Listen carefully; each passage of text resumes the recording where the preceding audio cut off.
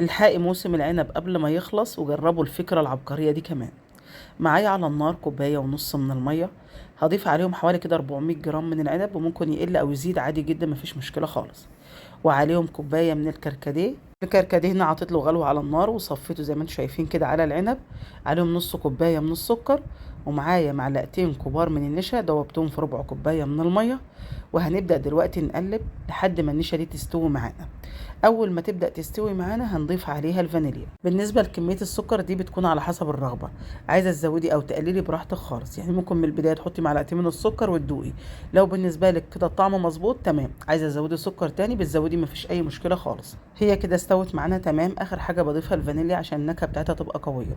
عايزة اقول لكم طعم الخليط ده رهيب، ميكس الكركديه مع العنب بجد حلو قوي قوي فوق ما تتخيلوا.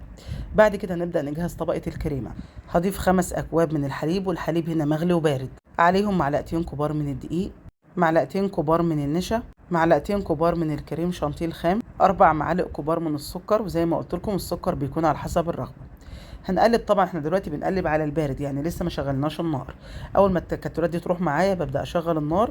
واول ما الكريمه تبدا تستوي بضيف معايا مكعبين من الزبده، بيطعموا معانا الكريمه قوي قوي.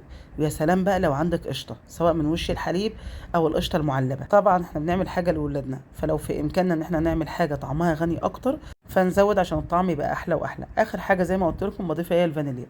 معايا بقى الاطباق بتاعتي، ببدا اصب الكريمه. طبعا ما بخليهاش للاخر عشان طبقه العنب معانا اللي احنا عملناها والكركديه. هنبدا نحط كده لحد نص الاطباق. طبعا يا جماعه وانتوا بتعملوا الخطوه دي اعملوا الكريمه البيضه الاول وصبوها في الاطباق، وعلى ما تبرد تكوني عملتي الطبقه الثانيه.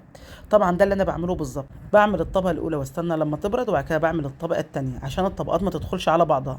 لكن طبعا عشان التصوير فبظهر لكم الاول الطبقه الثانيه، فانا حبيت انوع على النقطه دي علشان لما تعملي الكريمه اعملي الصح. تعملي الكريمه البيضه تصبيها في الاطباق، تبدا تبرد معاكي، تعملي الطبقه الثانيه وتبداي تحطيها بالشكل اللي انت شايفاه ده. وبكده الطبقات عمرها ما تدخل في بعضها.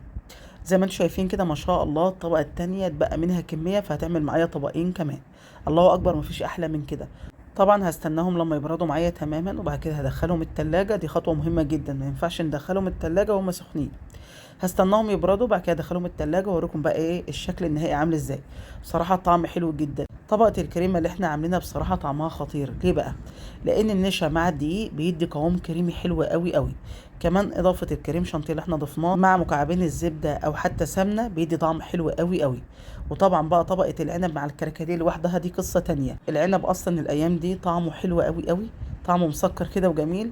فالميكس مع بعضه بجد خطير، لازم تجربوها يعجبكم جدا. ما شاء الله مفيش احلى ولا اجمل من كده. كده فيديو النهارده يكون خلص. اتمنى يكون عجبكم، ويا ريت لو عجبكم تدعموا الفيديو باللايك والشير. ولو وصلت لحد هنا احب اعرف بتشاهديني من اي بلد.